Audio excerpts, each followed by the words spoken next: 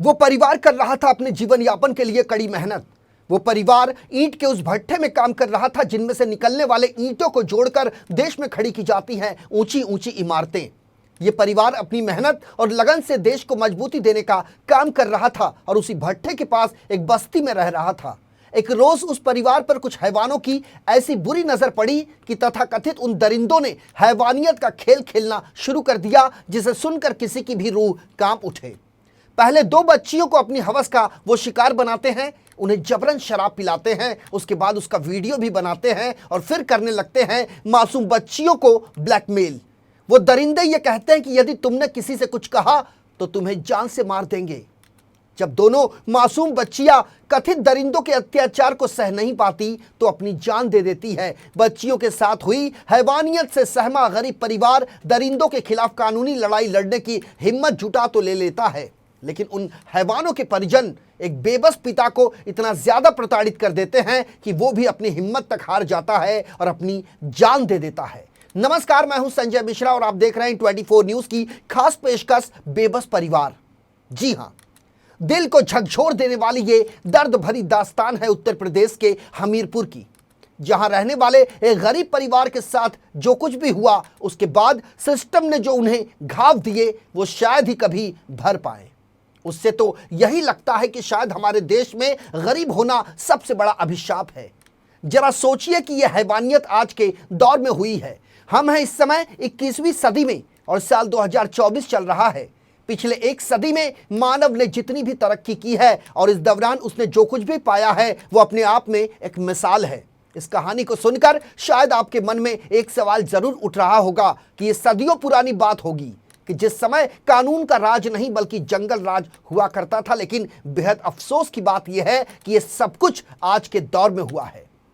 वो भी उस दिन जो तारीख 4 साल बाद में एक बार आती है, यानी 29 फरवरी। दरअसल ये पूरा का पूरा मामला उत्तर प्रदेश के कानपुर जिले के अंतर्गत आने वाले घाटमपुर थाना क्षेत्र का है, जहां हमीरपुर के रहने वाले 2 परिवार जो कि आपस में रिश्तेदार हैं और वो लोग ईंट के भट्टे में काम किया करते थे और वहीं पास की ही एक बस्ती में अपने परिवार के साथ रहते थे।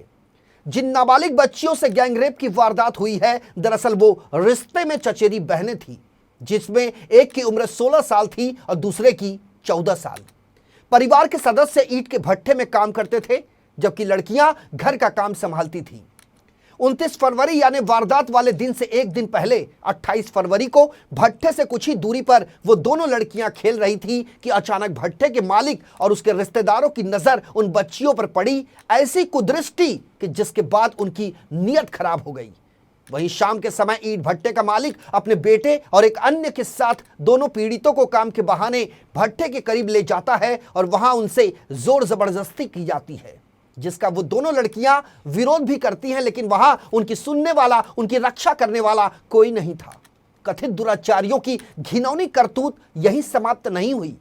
इसके बाद उन्होंने पीड़ित मासूमों को जबरन शराब पिलाई और उन्हें मना करने पर जान से मारने की धमकी दी। सबसे खौफनाक बात यह है कि जब 2 लोग मासूम कन्याओं के साथ जबरन दुष्कर्म कर रहे थे तो उसी दौरान कथित नराधमियों में से तीसरा शख्स उनकी वीडियो बना रहा था। मानवता को शर्मसार कर देने वाली इस घृणित वारदात को अंजाम देने के बाद तथाकथित आरोपी बकायदा मासूम बच्चियों को रिकॉर्ड किए गए वीडियो को दिखाते हैं और उनसे ये कहते हैं कि यदि तुमने किसी से कुछ कहा, किसी से कुछ भी बताया तो वो इसे वायरल कर देंगे। इसके बाद उन्हें घर भेज दिया गया। घर पहुंचने के बाद बच्चियों के मन में सिर्फ उन्हीं दरिंदों का चेहरा था और वो वीडियो जिसमें उनकी अस्मत कैद थी। आखिरकार अपने साथ हुई हैवानियत से डरी सहमी दोनों बहनों ने बहुत सोचने और समझने के बाद एक खौफनाक फैसला किया। अगले दिन यानी 29 फरवरी की रात घने अंधेरे में वो दोनों अपने घर से निकलकर कुछ दूरी पर गई और उन्होंने अपने एक दुपट्टे का 2 टुकड़ा किया, जिसके बाद उन कपड़ों के टुकड़ों का फंदा बनाकर बेर के पेड़ से वो लटक गई, जिससे बड़े ही दर्दनाक तरीके से उनकी मौत हो गई। या हम यूं कह सकते हैं कि उन्होंने कोई विकल्प न मिलने पर अपनी जीवन लीला समाप्त कर ली। सूचना मिलने के बाद मौके पर पहुंची पुलिस ने घटनास्थल का पंचनामा किया, उनके शव को अपने कब्जे में लिया और पोस्टमार्टम के लिए उसे सरकारी अस्पताल भेज दिया। बच्चियों की मौत की खबर सुनते ही परिवार वालों का कलेजा फट गया और वो मुंह को आ गया। गौर करने वाली बात यह भी है कि पीड़ित बच्चियों की मौत से आहत पीड़ित परिजन पुलिस को उन अपराधियों के नाम और उनके बारे में बताते हैं, जिसके बाद पुलिस उन्हें गिरफ्तार भी करती है और इस वारदात के बाद पीड़ित परिवार वापस अपने गांव हमीरपुर लौट जाता है। लेकिन पीड़ित परिवार इस गहरे सदमे से उबर पाता कि गैंगरेप पीड़िताओं में से एक के पिता ने खुद भी फंदे से लटक कर अपनी जान उसी तरीके से दे दी जिस तरीके से उन बच्चियों ने दी थी। फर्क सिर्फ इतना था कि वो इलाका था हमीरपुर का और वो पेड़ था बबूल का। आप इस पिता की बेबसी को समझिए, जिसकी फूल सी बेटी के साथ गैंगरेप हुआ हो और हैवानों ने उसका वीडियो भी बना लिया हो। इस वारदात को अंजाम देने वाले आरोपियों की गिरफ्तारी के बाद उनके परिवार ने पिता पर केस वापस लेने और समझौता करने का दबाव बनाया, जिसे वो सहन नहीं कर पाया और लाचार पिता ने अंततोगत्वा अपनी जान दे दी। हालांकि अब पुलिस ने इस मामले में ईंट भट्ठे के मालिक की पत्नी और उसकी बेटी के खिलाफ भी आपराधिक मुकदमा दर्ज कर दोनों को गिरफ्तार कर लिया है। दरअसल आरोपियों की गिरफ्तारी के बाद ये दोनों आरोपी पीड़ित परिवार को लगातार धमका रही थी। वहीं गैंगरेप के मामले में पॉक्सो कानून समेत आईपीसी की विभिन्न धाराओं के तहत आपराधिक मुकदमा दर्ज कर पुलिस ने वारदात में शामिल ईंट भट्ठे के मालिक समेत तीनों आरोपियों को भी गिरफ्तार कर लिया है। इस खबर को आप लोगों तक पहुंचाने के लिए जब मैं अपने स्टूडियो में दाखिल हो रहा था तो मन में सिर्फ गुस्सा था। गुस्सा इस बात का है कि मैंने अपने पत्रकारिता के करियर में कई ऐसी विभत्स घटनाओं को कवर किया है, लेकिन सिस्टम में कभी भी वो संवेदनशीलता, वो तत्परता देखने को नहीं मिली कि फिर कोई हैवान, फिर कोई हवस का भूखा भेड़िया ऐसी दरिंदगी करने की सोच भी सके। शहर बदल जाते हैं, स्टेट अलग होता है, थानों के नाम अलग होते हैं, लेकिन कहानी सिर्फ एक ही होती है और होती है वो सिर्फ और सिर्फ हैवानियत। यहां मैं जिस सिस्टम की बात कर रहा हूं वो हमारी पुलिस और प्रशासन है, जिसकी संवेदनशीलता हमेशा सवालों के घेरे में रही है। लेकिन सबसे बड़ा सवाल यह है कि आखिर सरकार और प्रशासन कहां है? उस परिवार के साथ कोई खड़ा हुआ नजर क्यों नहीं आ रहा?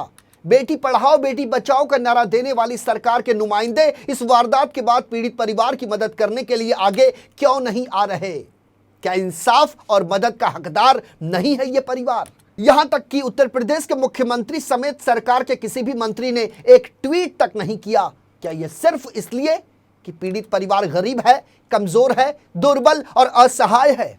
शायद यह घटना किसी बड़े घराने में हुई होती तो पूरे देश में हंगामा मच गया होता, नेताओं और मंत्रियों की कतारें लग जाती, न जाने क्या क्या ऐलान हो गया होता, नेशनल मीडिया के पत्रकार भागदौड़ कर रहे दिखाई देते। लेकिन विडंबना देखिए कि आज उस गरीब परिवार के लिए कोई खड़ा नजर नहीं आ रहा है। शायद उनकी सियासत ना चमकती, वो टीआरपी ना मिलती, या फिर गरीब के बच्चियों की मौत और परिवार का उजड़ना उनके लिए कोई मायने नहीं रखता। बहरहाल कानून तो अपना काम करेगा ही, लेकिन देखना यह होगा कि अब इस बेबस परिवार को इंसाफ कब तक मिल पाता है। फिलहाल हमारे साथ इस पेशकश में अभी के लिए इतना ही। ताज़ा तरीन खबरों के लिए बने रहिए इन 24 न्यूज़ के साथ। मुझे यानी संजय मिश्रा को दीजिए इजाजत।